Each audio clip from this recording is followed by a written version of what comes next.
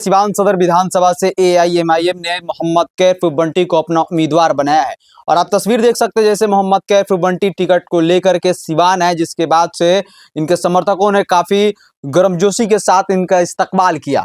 हालांकि अब एक इनके कड़ी चुनौती देना होगा, क्योंकि एक सिवान सदर के वर्तमान विधायक जो है 7वीं बार चुनावी मैदान में है, 6 बार के विधायक रहे। और वही एनडीए की हम बात कर ले तो एनडीए से जो कि बिहार के स्वास्थ्य मंत्री और विधि मंत्री थे मंगल पांडे भी सिवान सदर से ही उम्मीदवार बनाया है बीजेपी ने।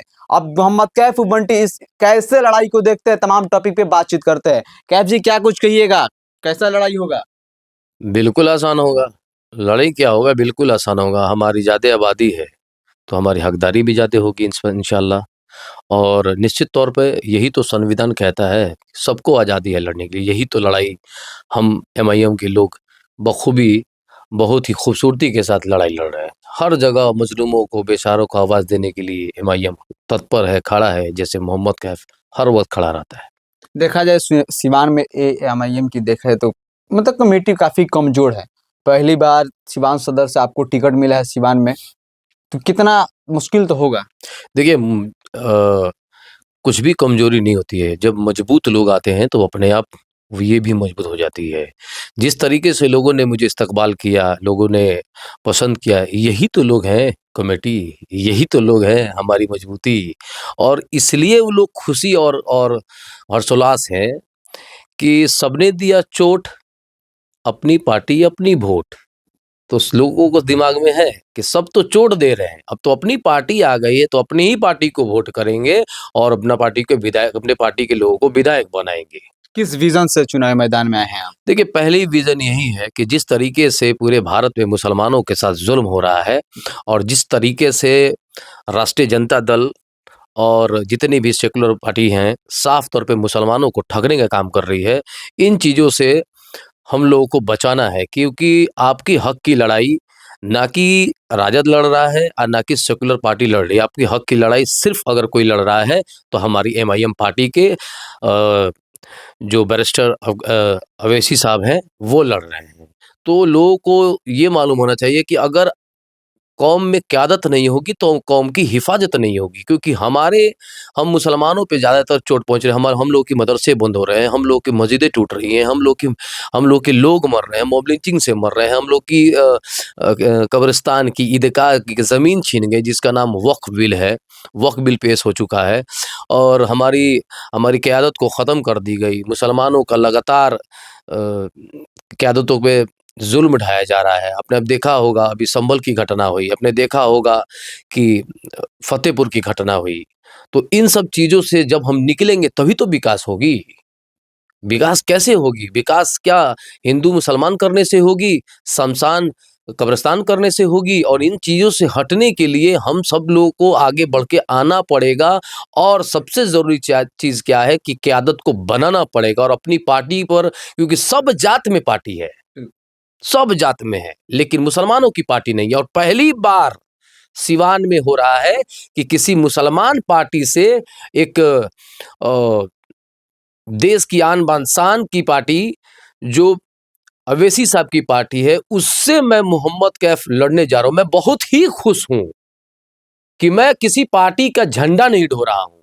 पार्टी ने मुझे उस लायक समझा तो तुरंत मुझे टिकट देने का काम किया। और 20-20 साल से, 30-30 साल से राष्ट्रीय जनता दल के लोग झंडे ढो रहे हैं, लेकिन उनको कोई भी फर्क नहीं पड़ना है, ना उनको कोई पूछने वाला नहीं है। सिर्फ जाइए और दर्री बिछाइए, कुर्सी लगाइए, 30 साल 20 साल मेहनत कीजिए, कोई मलाई कोई और खा रहा है। तो इन सब चीज़ों से मैं सिवान की जनता से, सिवान की आवाम से कहूँगा कि अगर आपको सच में अगर हक लेना है और अपनी ताकत को दिखाना है तो आप एमआईएम में आइए और एमआईएम को मजबूत कीजिए। आपको हक भी मिलेगा और आप एक मजबूत जो हकूक की लड़ाई है उसके साथ जुड़ने का काम भी कीजिए। अच्छा कैफ जी, देखा जाए अभी हमने शुरू में बोला था, अभी वर्तमान विधायक सदर के अवध बिहारी चौधरी जी हैं, जो कि 7वीं बार चुनावी मैदान में है। बीजेपी से मंगल पांडे जी हैं, जो कि एक बड़े नेता हैं, स्वास्थ्य मंत्री थे। कितना चुनौतीपूर्ण होगा आपके लिए? देखिए, बीजेपी जो है वो सामने साफ दिखता है कि हमारी दुश्मन है, लेकिन जो हमसे जो वोट, बीजेपी का तो हम वोट देते नहीं हैं। वोट किसको देते हैं? तो असल दुश्मन कौन है ये जानना जरूरी है। बीजेपी कहती है झटका खाओ, मतलब काट दो। और सेकुलर पार्टी राष्ट्रीय जनता दल पार्टी ये क्या कर रही है? हलाल करो, मतलब धीरे धीरे काटो। किधर से भी तो कटना है ना मुसलमानों को, तो इन सब चीजों से तो बचना ना पड़ेगा।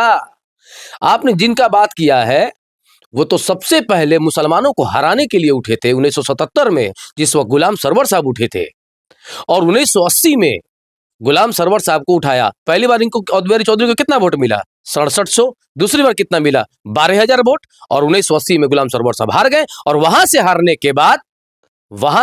के बाद आज तक 50 साल हो चुके हैं, एक मुसलमान का विधायक भी नहीं बन पाया ना, मुसलमान का 20 सालों से एमपी नहीं है, कितने सालों से एमएलसी नहीं है। तो हम कहां हैं? क्या हम ठेकेदारी लेके बैठे हैं कि सिर्फ बीजेपी को हराएंगे, यही हमारी हक हुकूक है? मस्जिदें टूटती है तो कोई बोलने वाला नहीं है, क्योंकि आपके पास क़यादत नहीं है, आपके पास एमपीज नहीं है, आपके पास विधायक नहीं है। 24 विधानसभा है, एक भी विधायक नहीं है। ये दुर्दशा है हम मुसलमानों का। कब तक डर डर के जिएंगे? कब तक दूसरे के कहने पे चलेंगे? कब तक लोगों के लिए कुर्सी लगाएंगे? अगर हम लगाएंगे तो अपने कौम की पार्टी के साथ लगाएंगे, अगर हम किसी के साथ चलेंगे तो अपने कौम के लोगों के साथ चलेंगे, तभी हमारी हिफाजत होगी। कौम में क़यादत नहीं तो कौम की हिफाजत नहीं। अच्छा बंटी जी, टिकट मिल गया है, तमाम लोग सोच रहे होंगे नामांकन कब करेंगे आप? जी, आज तो मैं पहुंचा हूं, 30-35 घंटे हो गए मैं सोए हुए। लगातार जर्नी कर रहा हूं, लगातार मेहनत कर रहा हूं। किस लिए कर रहा हूं? अपने कौम के लिए कर रहा हूं। कौम से बड़ा कोई नहीं, जमात से बड़ा कोई नहीं। और मैं जो इस खुशी है कि एमआईएम में आज घोषणा हो चुकी है कि हमारे चंद्रशेखर रावण भाई भी, इस पार्टी जो आजाद समाज पार्टी है, वो भी हमारे साथ जुट चुके हैं। गठबंधन हो गया, गठबंधन हो चुका है। अब तो जय आपके चुनाव कैंपेनिंग के लिए? बिल्कुल बिल्कुल ही आएंगे, हम जरूर इस पे जोर करेंगे। और इंशाअल्लाह ताला 15 मिनट के लिए तो अवैसी साहब भी आएंगे, लेकिन आएंगे। बस 15 मिनट का तो काम है अवैसी साहब का। 15 मिनट के लिए अवैसी साहब जरूर इंशाल्लाह आएंगे। कब आएंगे कुछ बताएंगे? जब अभी तो नॉमिनेशन खत्म होने के बाद ही ना आएंगे। जब नॉमिनेशन स्क्रूटनी हो जाएगा तो निश्चित तौर पे सिवान की धरती पे हम लोग लाने का काम करेंगे, और सिवान को एक मजबूत सिवान बनाएंगे, ना कि मजबूर सिवान बनाएंगे। क्योंकि मेरा नारा है मजबूर नहीं, मजबूत बनो। अपने हक के लिए लड़ो, अपने वजूद के लिए लड़ो, अपने वकार के लिए लड़ो, अपने नस्ल के लिए लड़ो। चलिए